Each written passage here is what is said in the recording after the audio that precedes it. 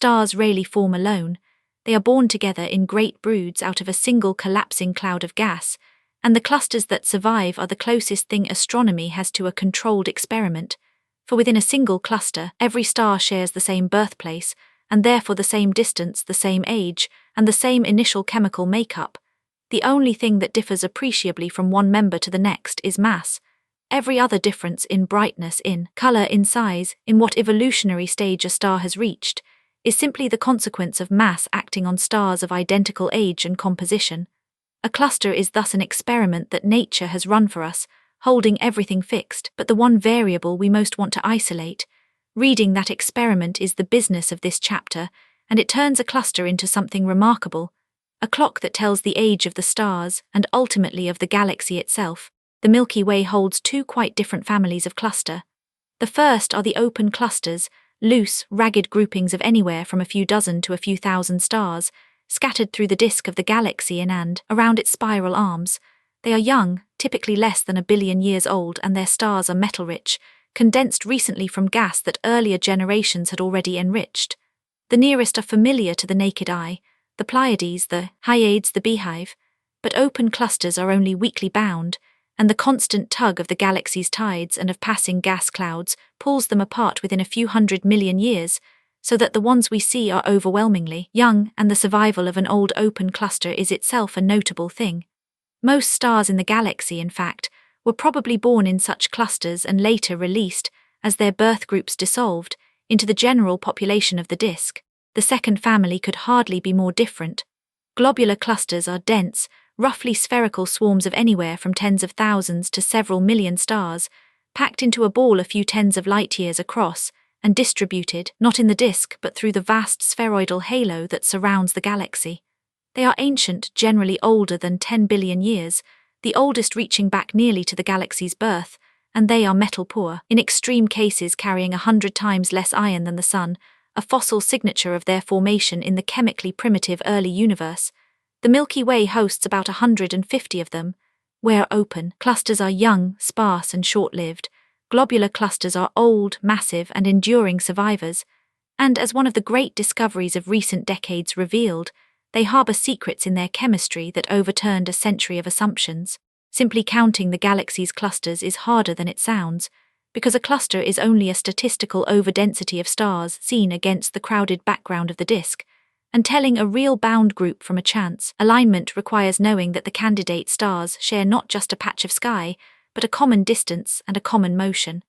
The European Gaia mission transformed the problem, measuring the positions, distances, and motions of well over 1 billion stars, and turning cluster hunting from a flat photographic exercise into a search through 6 dimensions of position and velocity at once. A benchmark catalogue built from Gaia's data in 2023 recovered more than 7,000 clusters, of which some 2,000 were entirely new, and it made rigorous for the first time the very distinction between a genuinely bound cluster, a dissolving remnant, and a mere stream of stars drifting together through space. The two families' places in the galaxy are the clearest sign of their different origins. Open clusters lie in a thin layer hugging the galactic plane, concentrated toward the spiral arms where new stars are still being made.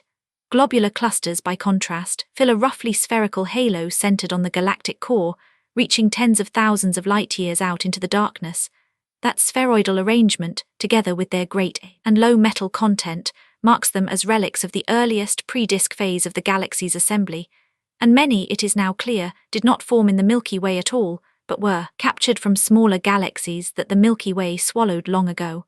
By tracing the orbits of these ancient clusters, astronomers have begun to reconstruct the very history of mergers by which our galaxy was built.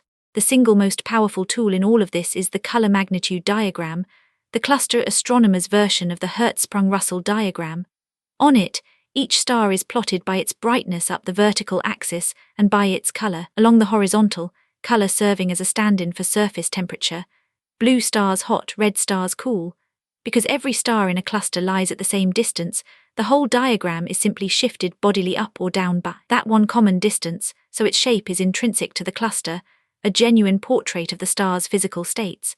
And that shape is dominated by a single diagonal band, running from hot, bright stars at the top to cool, faint ones at the bottom, The main sequence, the great highway on which stars spend their long lives fusing hydrogen into helium in their cores. A star's place along it is set almost entirely by its mass. Here lies the key to the clock. A star's life on the main sequence is not endless, and it ends in a strict order dictated by mass, because the more massive a star, the more extravagantly it burns. Brightness climbs so steeply with mass that the fuel is spent far faster than the greater supply can compensate, and the main sequence lifetime falls as roughly the inverse of mass to the 2.5 power. The Sun will burn for some 10 billion years, a star 10 times. Its mass lasts only a few tens of millions, while a star half the Sun's mass will outlive the present universe many times over. The consequence for a cluster is decisive. As it ages, its stars peel off the top of the main sequence in order of descending mass, the heaviest first, and at any moment there is one particular point on the sequence above which every star has already departed. That point is the main sequence turnoff, and it is a direct measure of age. Above and beyond the turnoff, the diagram displays the stars' futures already reached. Those that have left the main sequence swell and cool into the subgiant and red giant branches as their spent cores contract and their envelopes balloon outward. In an old cluster, a further feature appears, the horizontal branch, a line of stars now fusing helium in their cores, some of which fall within the narrow instability strip and pulse as the RR Lyrae variables that serve as standard candles. To read a cluster's color magnitude diagram is thus to read stellar evolution itself laid out at a glance. The main sequence is the present, the turnoff is the dividing line drawn by age, and the giant and horizontal branches are the fates already met by the cluster's once brightest members. Turning that turnoff into a number requires the idea of an isochrone, from the Greek for same time. A stellar evolution model computes how a star of a given mass moves across the temperature-brightness plane as it ages. Run that calculation for a whole range of masses, and then join the points each has reached at one chosen age, and you trace a single curve, the predicted diagram of a cluster of exactly that age. To date, a real cluster, one corrects its observed diagram for dust and distance, and then overlays a family of these model curves, adopting the age of the one that best fits, especially through the sensitive bend around the turnoff. The same method applied to the same kind of diagram dates a young cluster whose turnoff sits high among massive stars and an ancient one whose turnoff has crept down to stars like the Sun, objects spanning more than 1,000-fold in age. The arithmetic is worth seeing. Since the turnoff marks the mass whose lifetime just equals the cluster's age, one simply inverts the lifetime law. A cluster whose turnoff sits at one solar mass is about 10 billion years old. A globular, one whose turnoff still stands at 2 solar masses, is only around 1.5 billion years old. And one whose turnoff lies far up among 6 solar mass stars is a mere 100 million years old, a youngster like the Pleiades. The most careful modern analyses, fitting whole synthetic diagrams to Hubble Space Telescope images of the oldest globulars, return absolute ages of about 11.5 to 13.5 billion years, with uncertainties now under a billion, and a clear trend for the most metal-poor clusters to be the oldest, exactly as expected if they formed first. Because nothing can be older than the universe that holds it, these ancient clusters set a hard floor beneath the age of the cosmos itself. A cluster is not a fixed tableau, but a living, gravitating swarm that evolves over its lifetime. The key internal clock is the relaxation time, the span over which countless gentle gravitational nudges between passing stars gradually randomize their motions and erase the memory of how they began. That slow relaxation drives 2 linked effects. The first is mass segregation. As the encounters push the system toward sharing energy evenly, the heavier stars lose speed and sink toward the crowded center, while the lighter ones drift outward into an extended halo. The second is evaporation. The same encounters keep kicking occasional stars above the cluster's escape speed, and those stars, especially the light ones already in the outskirts, leak away into the galaxy, so a cluster slowly bleeds stars throughout its life. The most dramatic fate that relaxation can bring is core collapse, a strange instability rooted in the fact that a self-gravitating system has, in effect, a negative heat capacity. As its dense core loses energy to the cooler outskirts, it does not cool and expand but contracts and grows hotter, which makes it shed energy faster still, a runaway toward ever higher central density.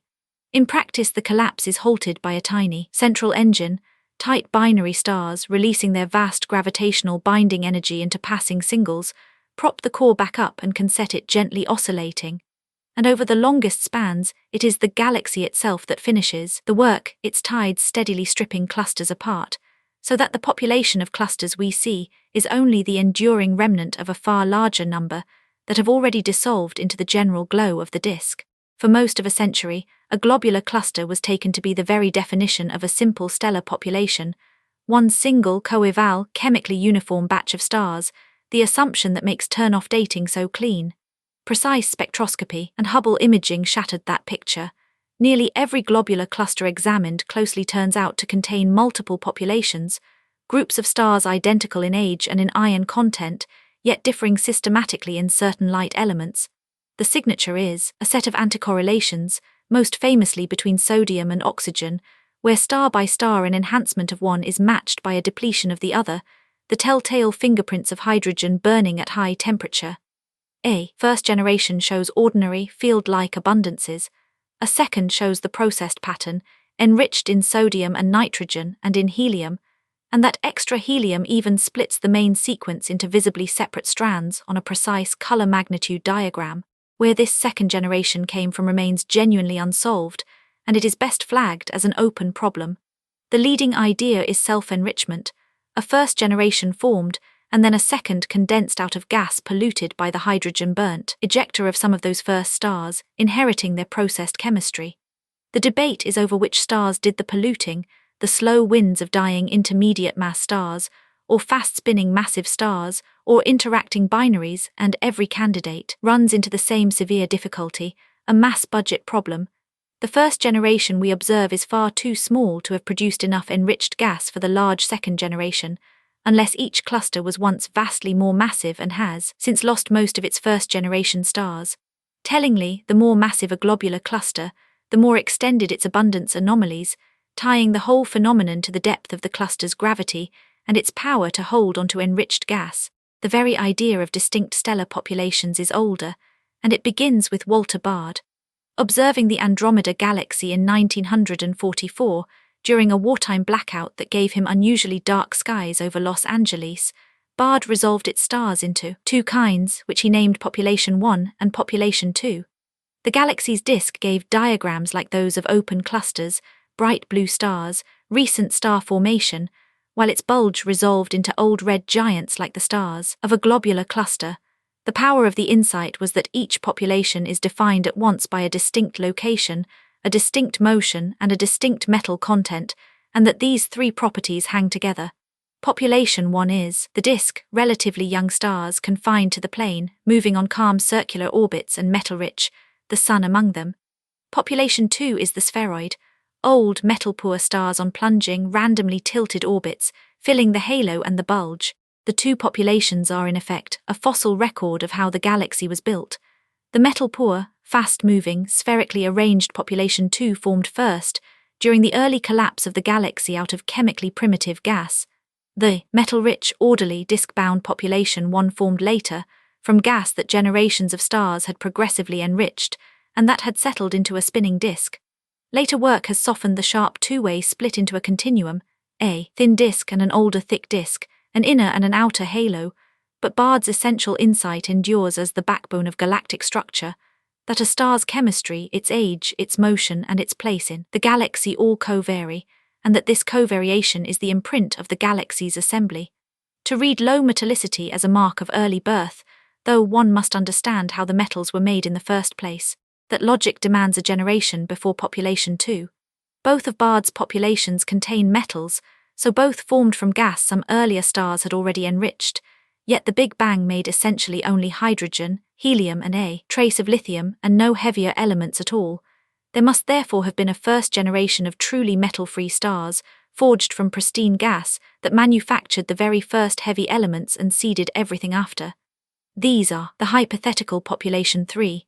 Theory predicts they were unlike any star since, precisely because they lacked metals. Metals are what let gas cool and fragment into small stars, and without them the first clouds could only cool feebly and are expected to have formed enormous stars, of order 100 times the Sun's mass, and more blazing, short-lived giants that flooded the young universe with ionizing light and helped to end the cosmic dark ages.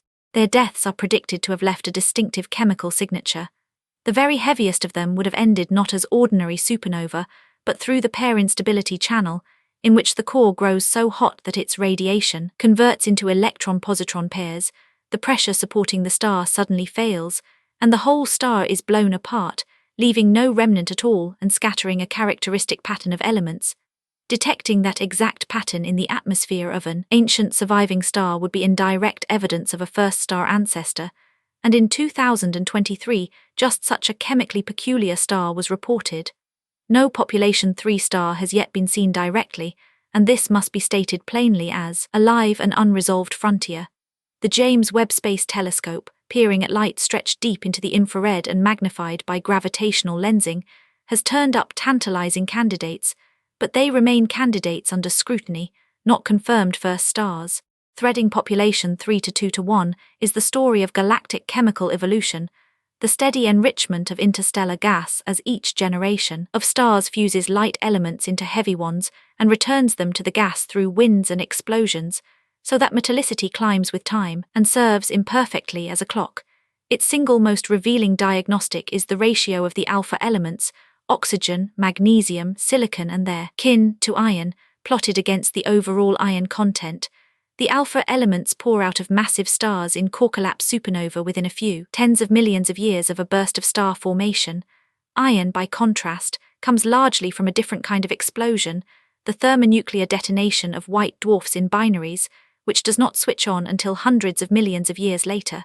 So early on, when only the fast core-collapse supernova have fired, the gas is rich in alpha elements relative to iron, and then, as the delayed white dwarf explosions begin flooding in iron, the ratio bends downward. The metallicity at which that bend, or knee, occurs records how fast the system once formed its stars. The chemistry is measured against the Sun as a benchmark, on a scale where 0 means solar, and each step of -1 means a tenfold drop in iron, and even that solar reference is a matter of active measurement, its metal content revised in recent decades to about 1.5% by mass. Globular clusters span a wide range of this scale, from a few hundredths of the Sun's iron up to nearly solar, and their most metal-poor members represent gas touched by only a handful of supernova generations, which is precisely why the most metal-poor clusters are also the oldest, just as their turnoff ages independently show. The whole picture is one of gas enriched, cloud by cloud and generation by generation, into the stars we now dissect. There is one last, illuminating failure worth telling, because it reveals how the galaxy was really assembled. The simplest possible model of chemical evolution is a closed box, a sealed region of gas that forms stars and enriches itself with no gas entering or leaving. It makes a sharp prediction that a great many long-lived, low-mass stars should be very metal-poor, having formed early when the gas was barely enriched. But when astronomers actually count the metal-poor, sun-like dwarf stars in the disk, there are far too few of them. The observed stars cluster near solar metallicity, with a striking shortage of metal-poor ones. This is the famous G-dwarf problem, and its lesson is that the box was never closed.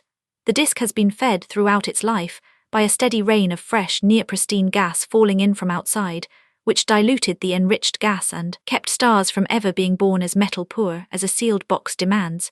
And so the humblest census of nearby dwarf stars leads to the same grand conclusion as the orbits of the accreted globular clusters, that our galaxy grew and goes on growing by drawing in gas and swallowing its neighbors, its clusters and its stellar population. Fossil record of that long assembly, still holding in their ages and their chemistry the open questions of how the first stars shone and how old the universe truly is.